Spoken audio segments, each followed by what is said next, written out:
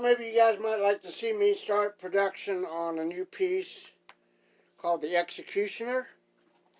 I'm going to be making a mold of this. So what I'm doing is I'm taking Ultracal and sifting it into water. I've got so much water in my bucket right here. And all I'm doing is just sifting this in here. Because it's going to take a nominal amount to make it thick.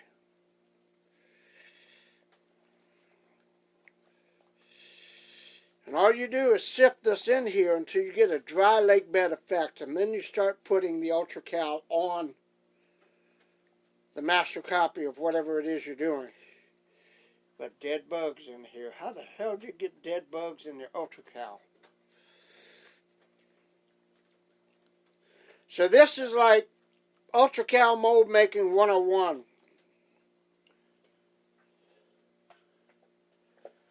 And I used to try to go by the formula of like 2 cups of water to 4 cups Ultracal, but that doesn't always work. What the best way to do is sift this in the water until it absorbs all the water that it can handle. And then you get a dry lake bed effect, and that lets you know that you've got enough Ultracal to work with. And this is a half-mass mold, so this is not going to be that big. I am, in fact, going to pour just a little bit of water out of this. Just a little bit.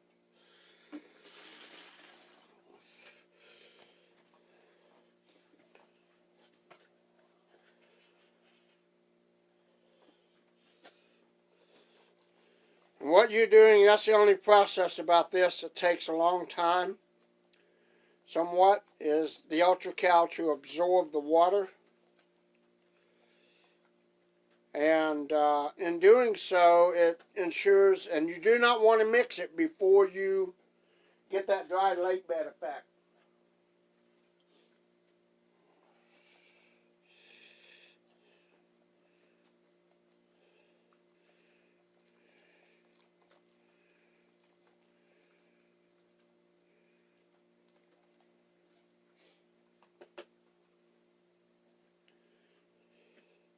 I'm just letting the water, the Ultracal absorb in the water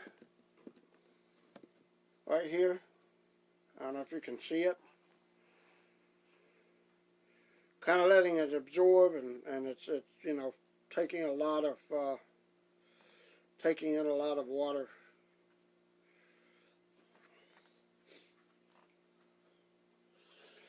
Some of it started already to lake bed, but not much.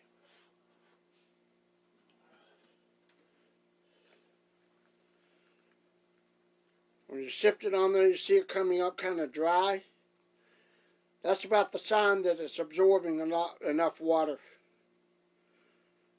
And by lake bed, I mean you want not the Ultracal to be dry, but it's going to have like a cracked consistency. It's going to look like mud, but kind of, you know, cracked. See right here? When it gets to like that, where it's absorbing and you see cracks and stuff in it, that means it's got enough water retention in it that it's absorbing. So I've got enough Ultracal in here. It's absorbing all the powder. Then I've got my bandages on standby here.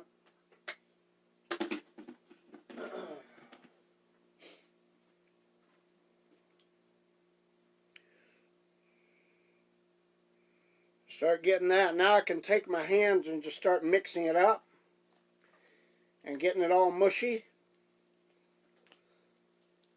and making sure all the lumps are out of it. Kind of get in there like you were in grade school playing in the mud and just squish it in your fingers and whatnot. Make sure all your lumps and stuff are out. Go through the whole thing.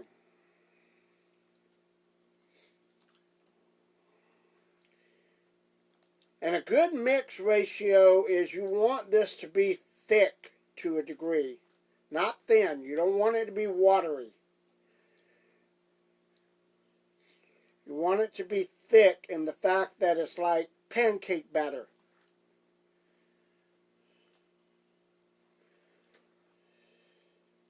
This is probably more than I need for this. But I've got a situation with this mask that's a half mask. It's a piece that's called the Executioner. And I'm kind of going away from the Jasons a little bit. I still have one here I want to do, but I'm not entirely happy with all the added details. I think I still want to work on it a little bit more. The part 8, but I may get to that next.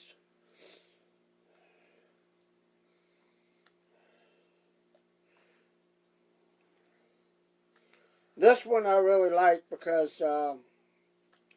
it has a lot of facial details, and it's a half mask. And I thought, well, you know, I'm in a haunt community over around here. Maybe I should, you know, diversify a little bit and do haunt stuff. You know, make stuff that people would want for haunts and stuff like that. That's pretty thick. Now all I'm going to do is just take my hands and dribble this over. Let's smooth it over just to get the details. Fill in everything so there's no air pockets.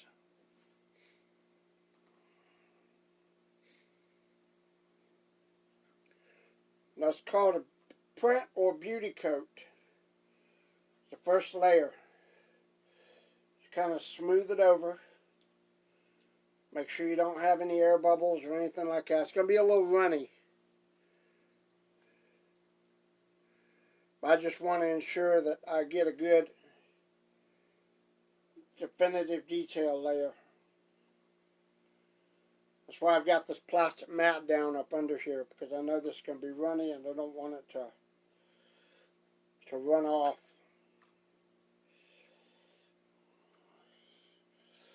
On my table.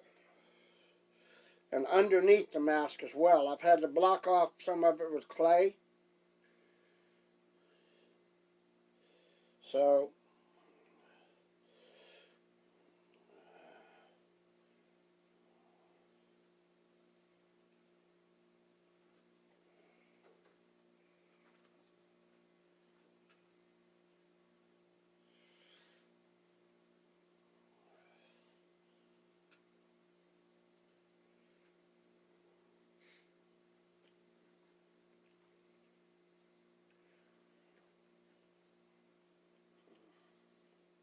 now, I've not done half mask before, but the molding is still about the same, essentially.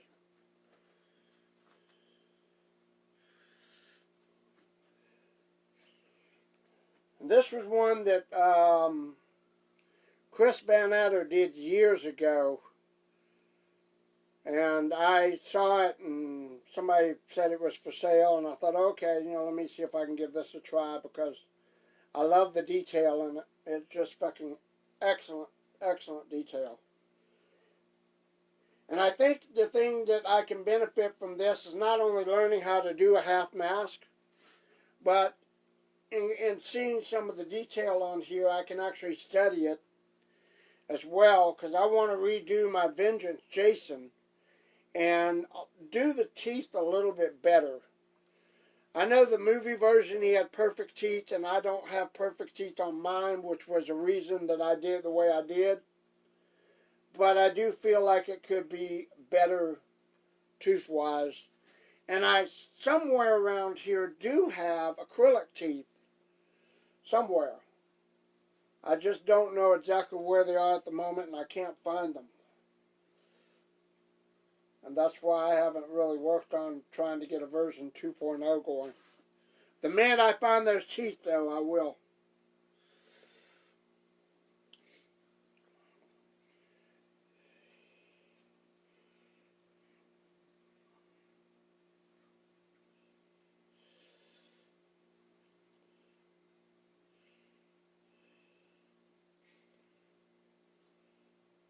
Got to make sure these got no air pockets in it whatsoever.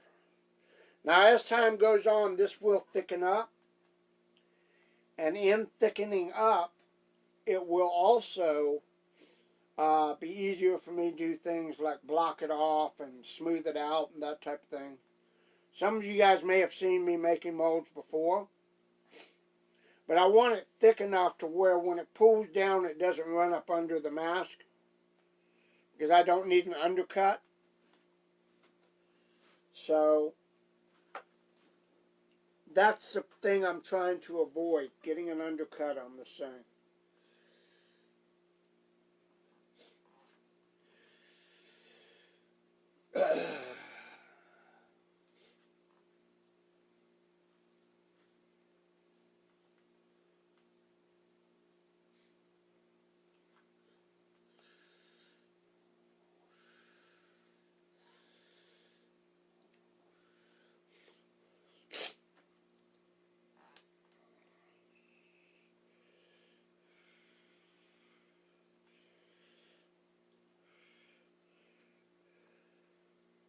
Now it's starting to thicken up. It's getting real thick now.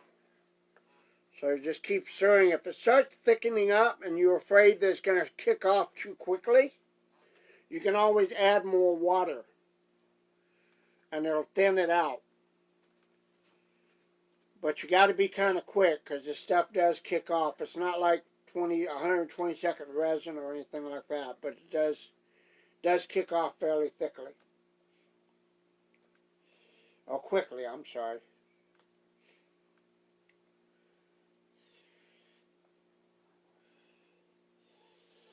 All I'm doing now is just putting it on top and letting it run over, kind of smoothing it out. Like I said, this is a little bit thicker than pancake batter, but that's what you want. You want to make sure there's no air bubbles either.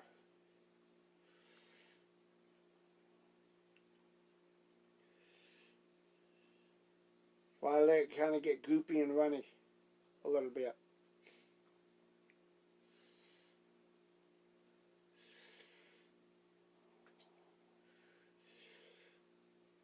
I'll build a little bit base up under the sides to a degree. And what runs off and gets loose on you, you can always pick up off the table, put it back on it.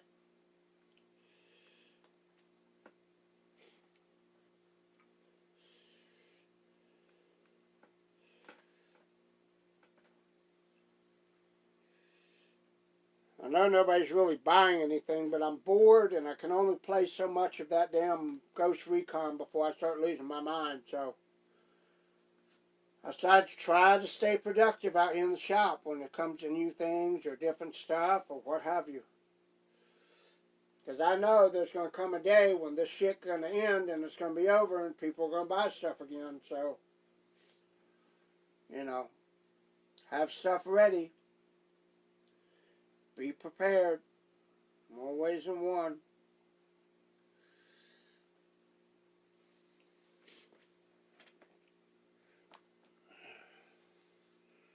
So just take some of this Ultracal that's down here on the table and move it around.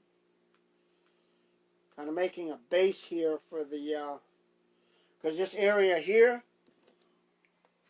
I'm going to completely fill with Ultracal.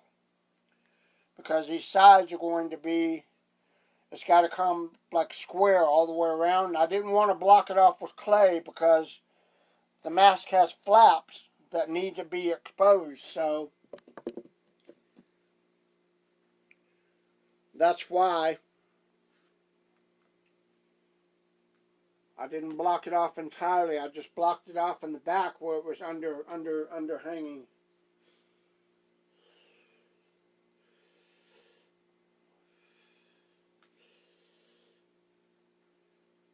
For those of you might be curious, yes, I have talked to Chris about this. Chris is all for this.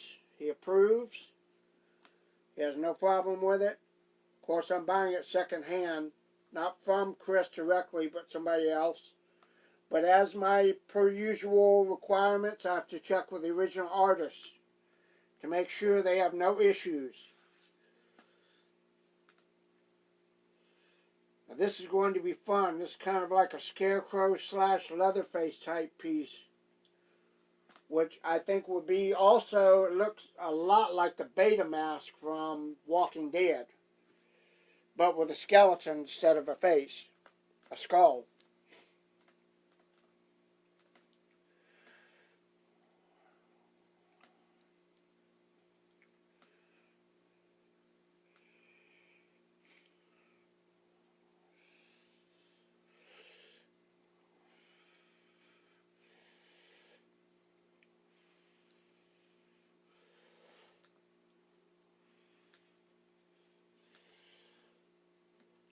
Go around and goop this all the way around here and make sure it's going to be good and solid.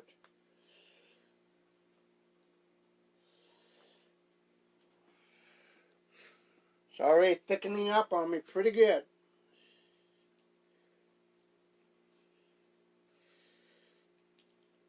So that's the one thing that's good about Ultracal. You need to work quickly, and usually it's a good idea to have two people, but this is a half mast, so I think I can manage this by myself.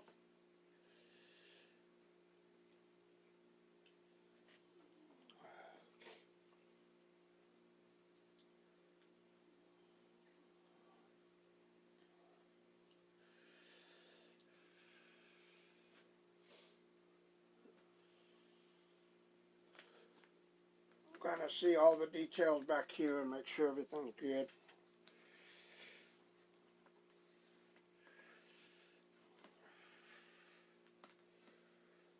I'll push this up in here and make sure this is all covered.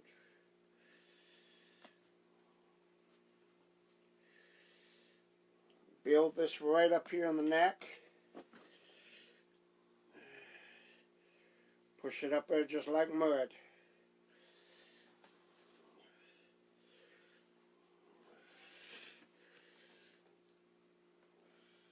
Fly, go away. You don't need to be getting in here.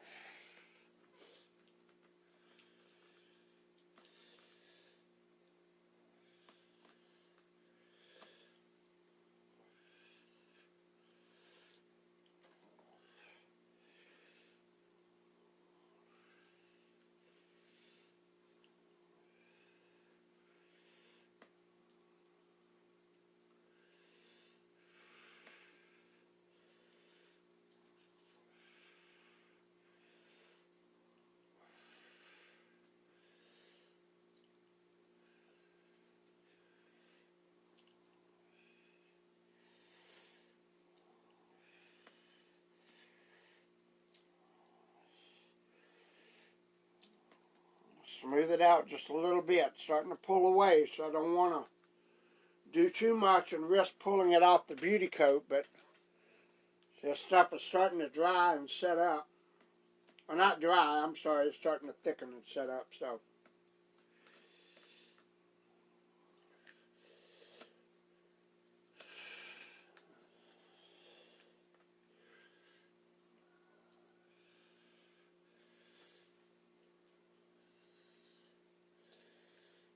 Basically, you're working with concrete here.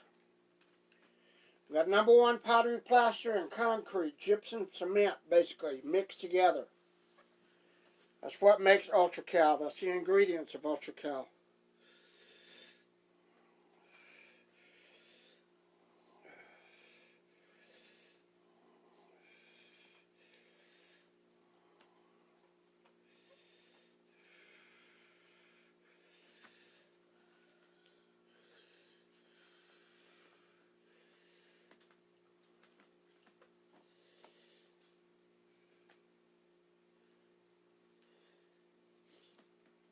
Now, if you see here,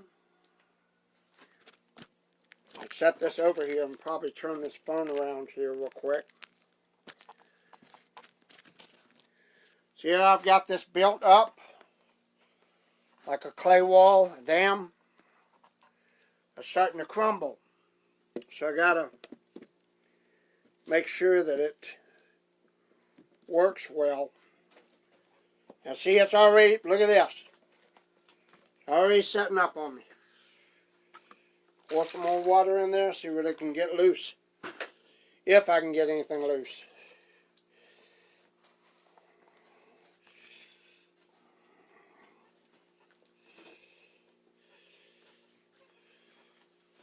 I can make another batch. That's not a problem. I've got still another coat to put on here.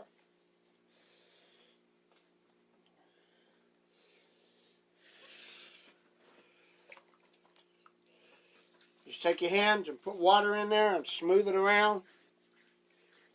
It kicked off a little faster than I wanted it to, but that's okay.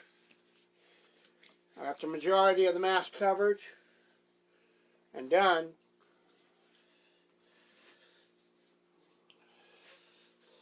So, unfortunately, I wasted a little bit. See, so I got lumps. But the next process is to do a bandage mold over it. And for that, I gotta have clean water and a bucket. I got that right here. Actually, I need this other bucket right here.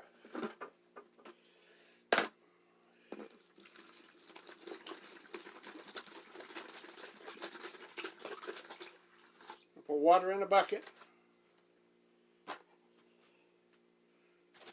I want to do this where you guys can see it, and I'm not. Alright. Here's what I'm going to do. Clean my hands off. A little bit. We're going to get a paper towel real quick. Woohoo!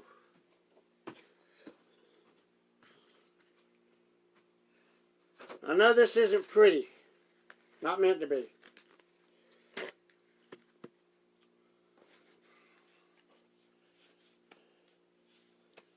That is just a layer on top of the beauty coat.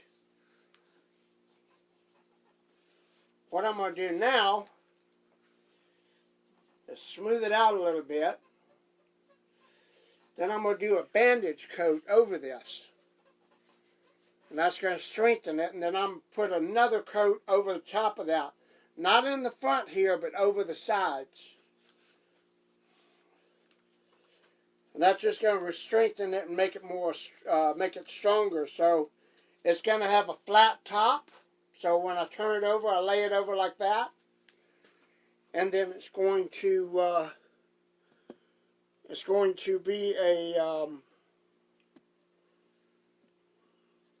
to have a flat top so I can turn it over, and then I'll pour latex into it, slush it around, let it dwell for a little bit. Okay, bandage mold. You have your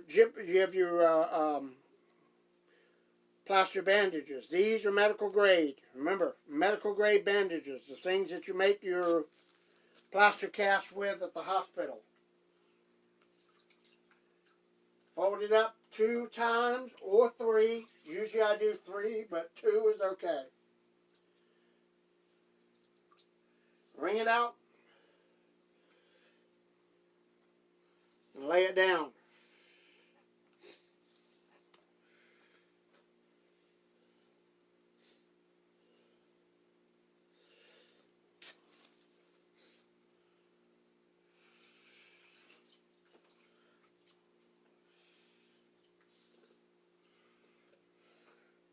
I usually do one in the middle, like this. A double one.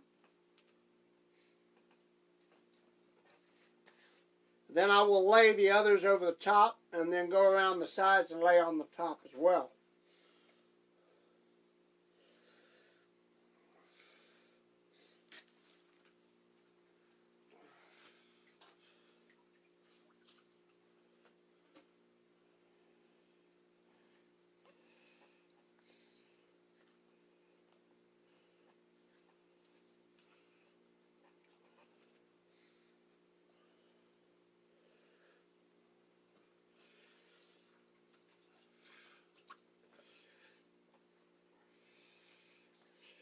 Smooth it out and get it all mixed together.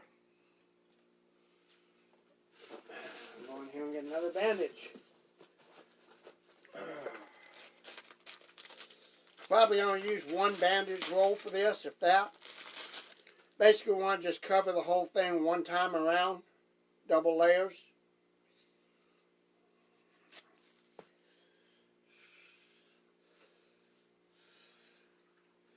Put it in the water and you wring it out.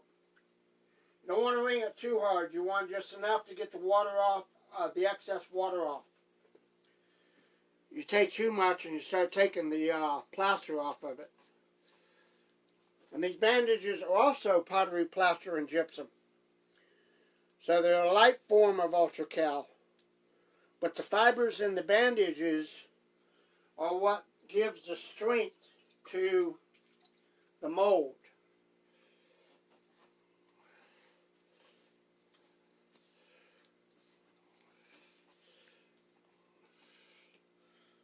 Smooth it out, make sure it all is seamless.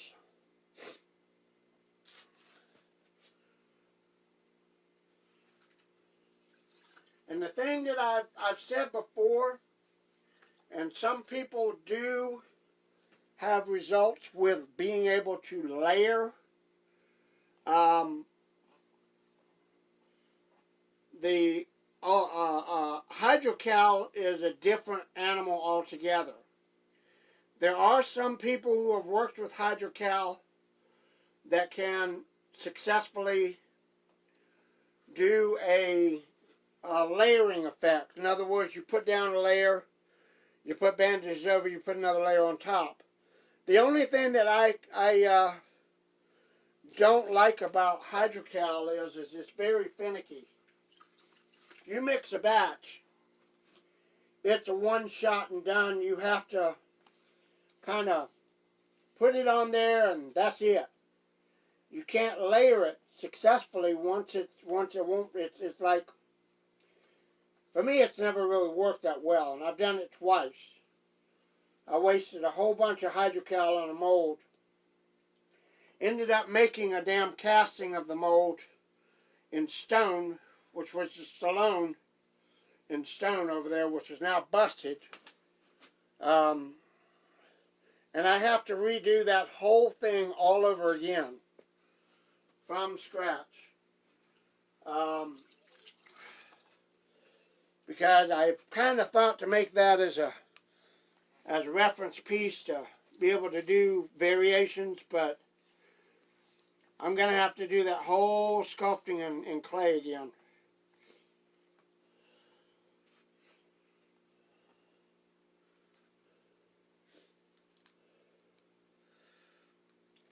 So that'll be another future project.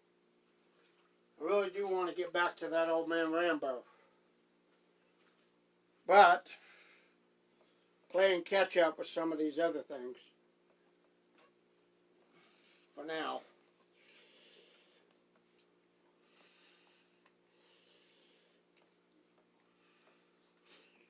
If you have grooves and stuff on the Ultracal, don't worry so much about it. Just make sure the bandages are secure to it.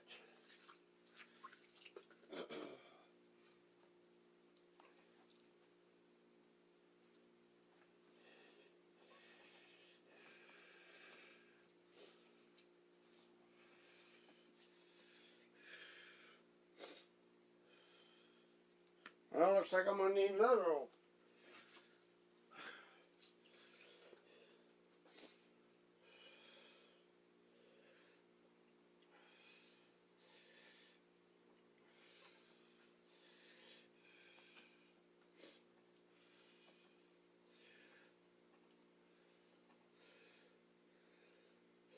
You really want your bandages to be really strong against the Ultracal because, ooh, my back is killing me. After I get done with this bandaging, I'm going to take a break because I have got a small back problem. Comes from getting old. Bending, stooping, and moving more than you usually do.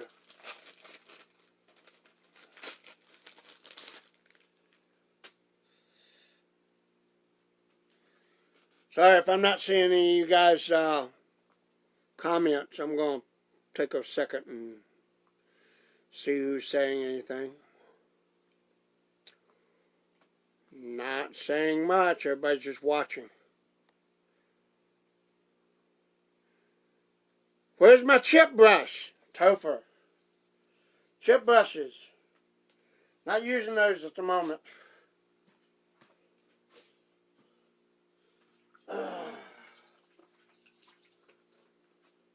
Going to come up with a really good detail with this without having to use chip brushes. Sometimes you use them, sometimes you don't. I usually do use them, but not all the time. That's another method. Use chip brush. But the thing is when you do chip brush, you can ensure that you don't have air bubbles or air pockets, which is in fact better than using your hands, but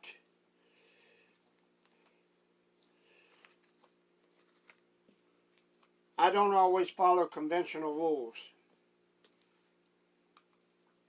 There are many ways to skin a cat. Only one way to eat it.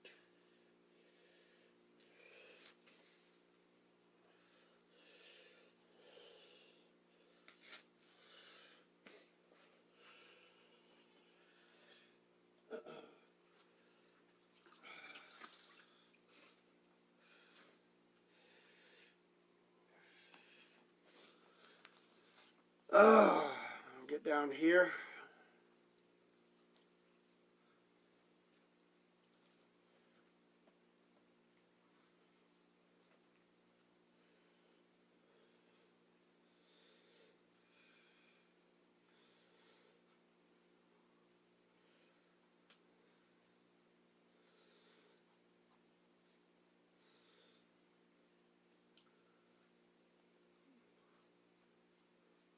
Now, one thing I do like about this is on this one I did put a fairly thick mold of Ultracal on it prior to the bandages,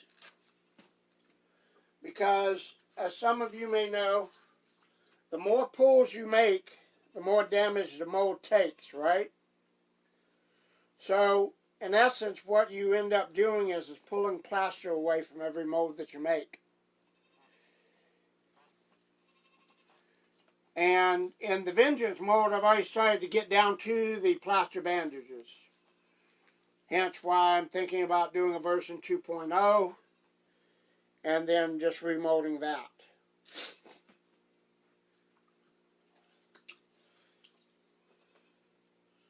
Now, one more bandage over here, and then I'm going to let this dry, set and settle for another layer of Ultracal. I want to break away the Ultracal on the table. Get all that done. Crap. I got one little spot over here I'm going to mold up.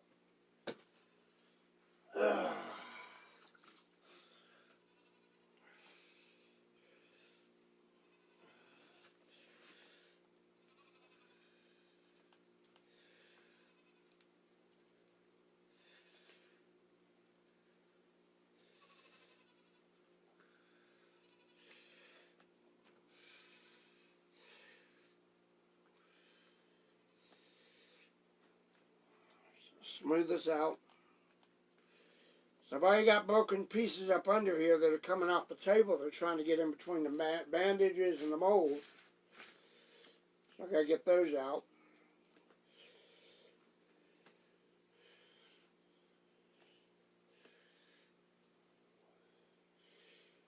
Smooth this out flat.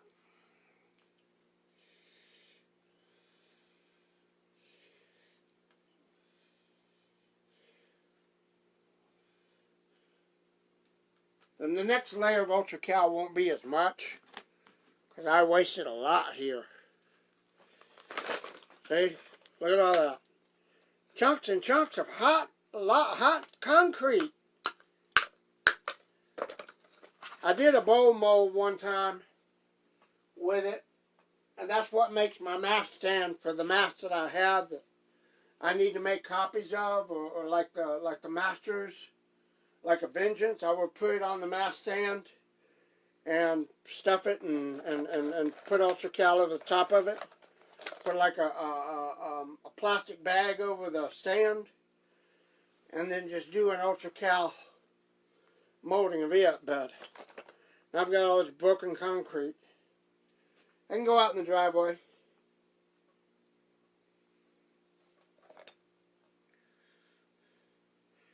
That's pretty much it.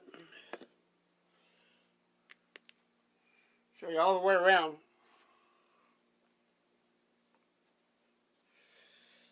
Pretty much got it. Plaster bandage. Then I'm going to put another layer of Ultracal on here on the top, which is going to reinforce, and I'm going to square it off on this end, flatten it out so I can have a strong face when I turn it upside down, because being half a mast, you can just turn it upside down. It can, it'll have that strength to stand on its own. And I don't think I'll bring you guys back out for that one, because you've already seen it's just more of the same of what I just did. So with that, and it doesn't take long. So with that, that's pretty much it. As always, I appreciate you guys watching and commenting and liking and all that stuff.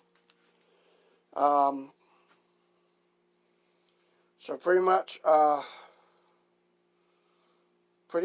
post photos of what it looks like on my page and show you guys what's coming, so you know. Okay? I appreciate it. Thanks.